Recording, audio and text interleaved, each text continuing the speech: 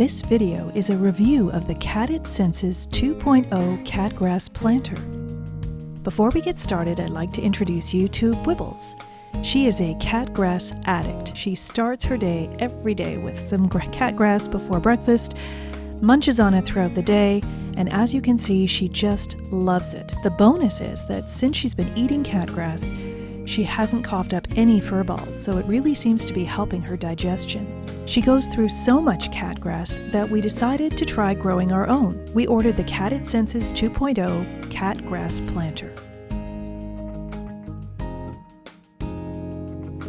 Just to let you know, this is not a sponsored video. So what you're hearing is our honest opinion on the product, both the good and the bad. So let's get started with the unboxing.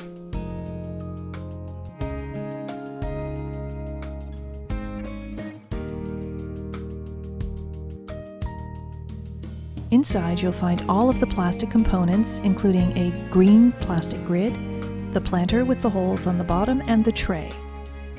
The planter fits nicely inside the tray, and you can rotate it, as you can see. Also inside, you'll find a bag of seeds and a bag of vermiculite. There's a card with instructions on what to do, although I found it a little bit vague. Inside, you'll also find a gray silicone ring. Because of the way it was folded in the box, we were having trouble getting some of the bends to flatten out. So what we did was we took a hairdryer and put it on the warm setting and just warmed the silicone so that eventually it would flatten out, and it stayed flat.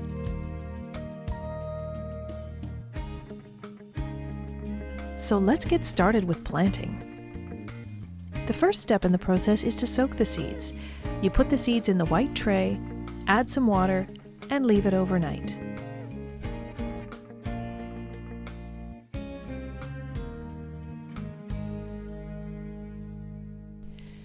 After the approval of our supervisor, we were all set to proceed. You take the seeds that soaked overnight and pour them into a colander to drain them.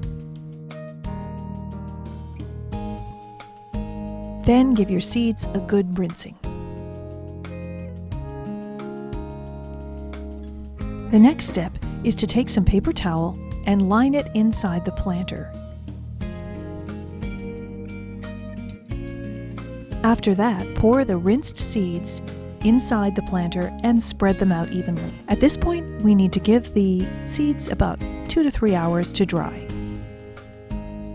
The next step is to take another piece of paper towel and line it over top of the seeds that we've allowed to dry.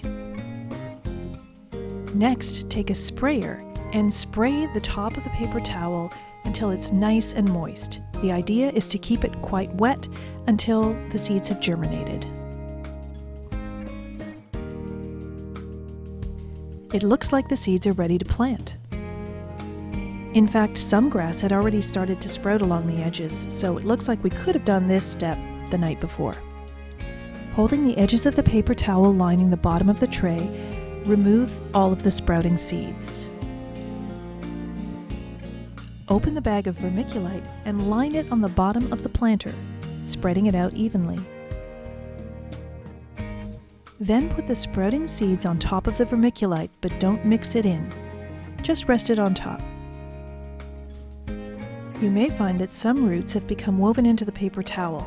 Just gently dislodge them and place them on top. Just as I was about to water the seeds, my assistant had to test the water first. Now that she has deemed the water to be usable, we can go ahead and water the seeds. Any excess water will drain through the bottom holes into the tray. Stay tuned for another watering tip that I will get into a little bit later in the video. At this point, you can put on the green grid. It's definitely useful for keeping curious noses out of the seeds, but I found that it can be a little bit awkward when the grid is on if you're trying to separate the planter from the tray to drain the excess water. In the end, if you choose not to use the green grid, this won't affect your success at growing the grass. Now we will demonstrate how to attach the gray mat to the white tray.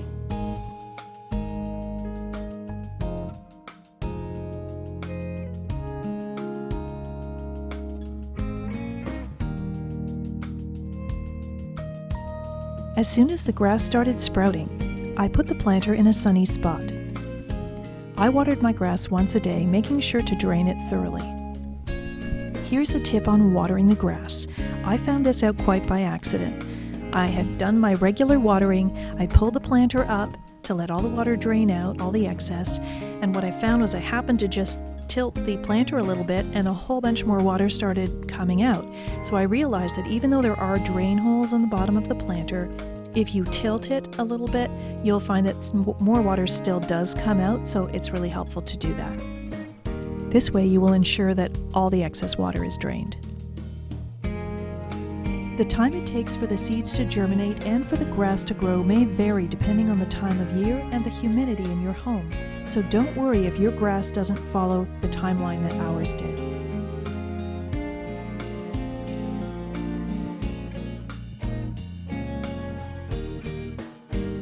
The grass came in beautifully, lush and green and thick, and Bwibbles just loves it.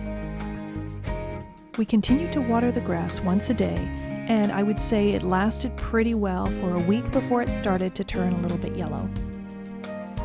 This product seems pretty foolproof. I'm not a person who has a green thumb, and I was able to be successful quite easily. Bwibbles gives this product 2 paws up. If you have any questions or comments, leave us a comment below and let us know how this catgrass product worked for you.